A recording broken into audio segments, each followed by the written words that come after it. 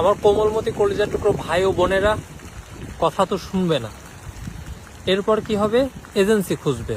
2 বছর অপেক্ষা করার পরে যখন ভিসা রিজেক্ট হবে তখন করবে কান্নাকাটি। এর থেকে নিজে নিজে অ্যাডমিশনের কাজগুলো করুন, কথাগুলো শুনুন, এতে ভিসা রিজেকশন কমে যাবে।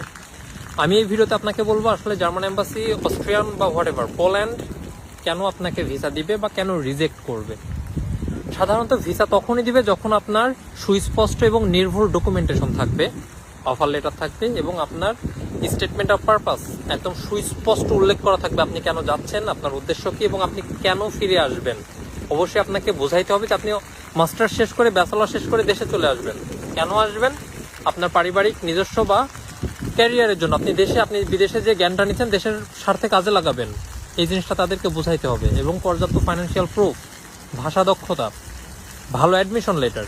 আরও একটা ব্যাপার হচ্ছে আপনার কোর্স কন্টেন্টের সাথে মিল থাকা। ফর এক্সাম্পল, আপনি বাংলাদেশে ব্যাচেলর করছেন টেক্সটাইল ইঞ্জিনিয়ারিংয়ে, জার্মানি বা অস্ট্রিয়াতে আপনি মাস্টার্সের জন্য আবেদন করছেন ম্যাটেরিয়াল সায়েন্সে। কেন করছেন? আপনার রিলেভেন্ট কোথায় কোর্সগুলা, সেগুলো আপনাকে ভিসা অফিসারকে বোঝাইতে হবে।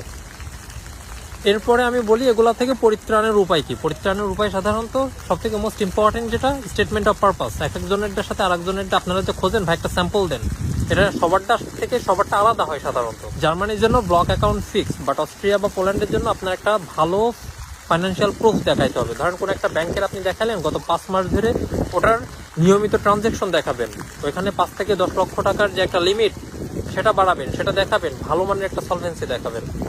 আর কি, অস্ট্রিয়ার ক্ষেত্রে লিগালাইজেশন করা লাগে।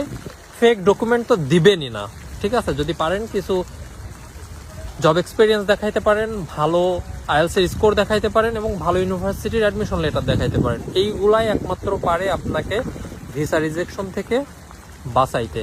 আর পোল্যান্ডের ক্ষেত্রে ভিসা রিজেকশনের কারণ, পোল্যান্ডের ব্যাপারটা হচ্ছে হামার মার্জি হাম নেই দেইঙ্গে, মাই কান্ট্রি মাই রুল। ওদের আসলে কোনো রিজন লাগে না ভিসা রিজেক্ট করার জন্য, মানে ওখানে কি ইয়ানাপসি করতে হবে, আল্লাহ যেন ভিসাটা দেয়। পোল্যান্ডের ব্যাপারটা হচ্ছে এরকম, কিন্তু জার্মানির, অস্ট্রিয়ার ক্ষেত্রে তো এরকম না। জার্মানিটা আমি বলছি ভিসা রেশিও 100%। তো নেক্সট টাইম এই জিনিসগুলো মাথায় রাখতে হবে ভিসা আবেদন করার সময়। আর যদি স্টাডি গ্যাপ থাকে, সাধারণত 1-2 বছর ইজ ফাইন স্টাডি গ্যাপ, কিন্তু এর যদি বেশি হয় এবং আপনি যদি একদমই বসে থাকেন তাহলে আসলে ভিসা আশা করাটা উচিত না, যদি পর্যাপ্ত কারণ না দেখাইতে পারেন।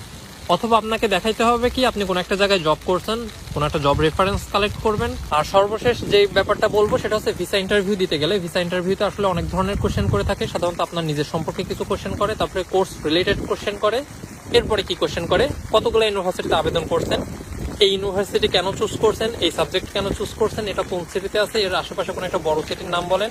ওইখানে আপনি ফর এক্সাম্পল আপনি জার্মানিতে পৌঁছানোর পরে কোন এয়ারপোর্টে যাচ্ছেন, ওই এয়ারপোর্ট থেকে আপনার ইউনিভার্সিটি কত দূর, এই বেসিক কোশ্চেনগুলো সাধারণত করে থাকে এবং অ্যাকোমোডেশন সম্পর্কে কোশ্চেন করে থাকে। তো এগুলো আপনি সাধারণত নিজে করলেই জানবেন। এজেন্সি যদি করে থাকে আলটিমেটলি তারা বুঝেই যায় আপনার কথাবার্তা শুনলে, তারা এতটাও নুব না। সুতরাং চেষ্টা করুন নিজে নিজে এই কাজগুলো করার। ধন্যবাদ, শুভকামনা।